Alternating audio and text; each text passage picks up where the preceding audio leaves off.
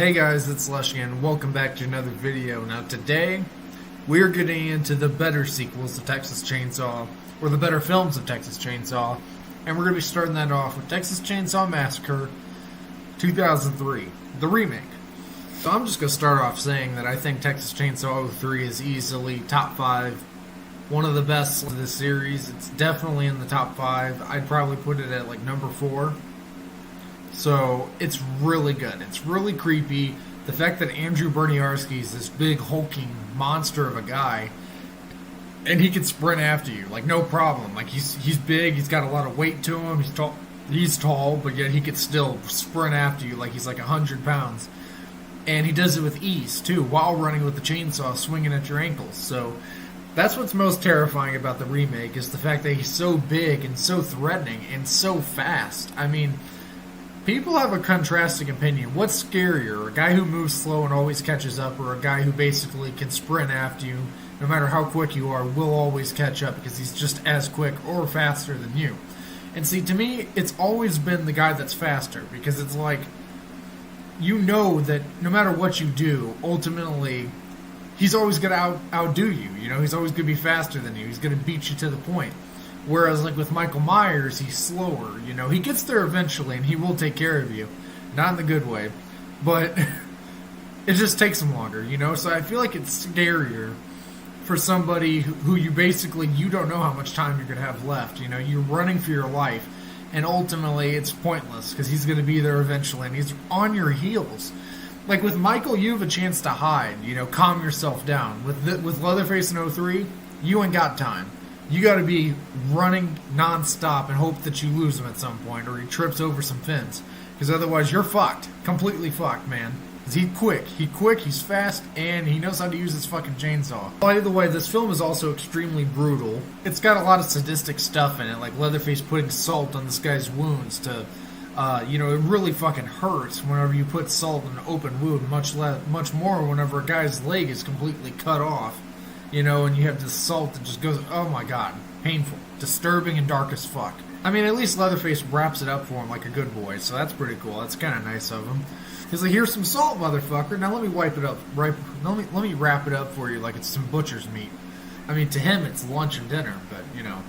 Marcus Nispel, the guy who directed the Friday the 13th reboot, also directed this film, and it shows. And I think I wouldn't have asked for anybody better, because this guy just brings...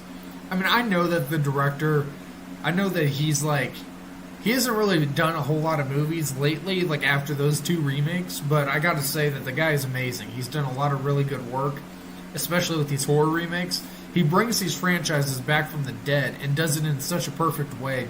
I feel like it's almost impossible to hate these films, although a lot of people really hate these films, so I don't understand.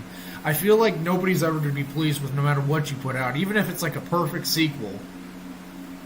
You're going to have your audiences that are going to be like, hey, that's not perfect. I don't like the way he did that. You know, there's always going to be some sort of crybabies who can't be satisfied with anything.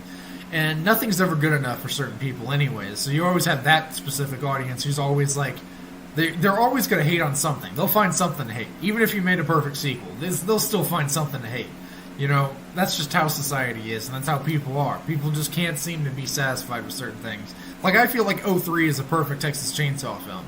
It's just as good, in my opinion, as the original film. And that's controversial, because it's the original film, right? But I feel like this film does everything the original did, and does even some things better, like dialogue and plot. I feel like those things, this film just handles a million times better than the original. I'm not saying it's better than the original, I'm just saying certain things are better in this film than they are in the 1974 classic.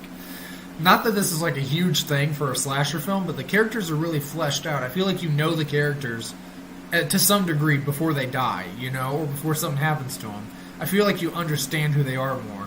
With the original film, people just sort of die, and you're just like, oh, damn, there goes Kirk. You know, there goes that guy. There goes, you know, Franklin.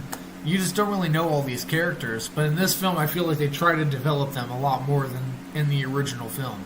And so on that merit, I feel like the Texas Chainsaw 03 is better crafted on it's better crafted on a cinematic level. Like, things are better performed. Like, they do things a lot better and smarter and stuff, but it doesn't mean it's a better film. I still think they're equally tied. They're two different films. One is crafted more in suspense and shock factor, and then the other one's just straight up fucking terrifying. Like I said, Andrew Bernarski is easily up there with Gunnar Hansen for best Leatherface.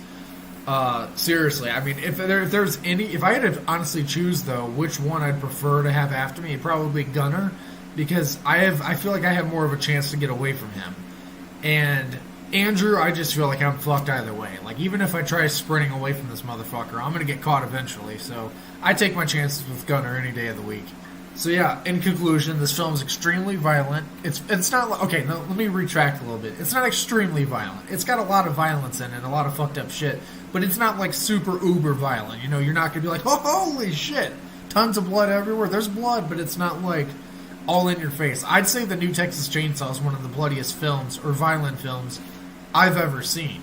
As far as mainstream horror movies go, there's a lot of independent films and smaller films that are way more violent, and there's a lot of other kind of crazy shit in them. But as far as mainstream horror goes, that stuff that goes to like theaters or Netflix, this film definitely, Texas Chainsaw Massacre 2022, definitely takes the cake for violence.